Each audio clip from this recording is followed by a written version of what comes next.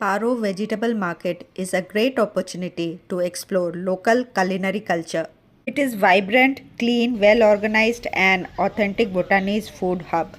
It is centrally located and authentic Bhutanese marketplace in Paro.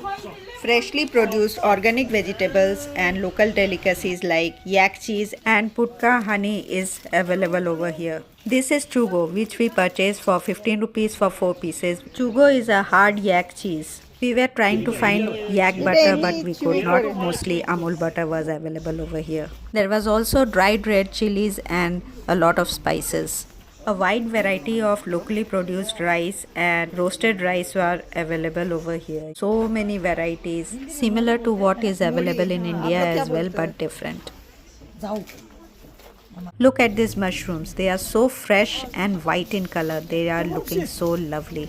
This white packet is cheese. It is cow cheese. We were looking for yak cheese, but that it is. The best thing which I liked about this market is they are so well planned and sequenced nicely and arranged so properly that it visibly looks so appealing. Look at the leafy greens as well as the fruits. They are so fresh. Most of the fruits are imported from India.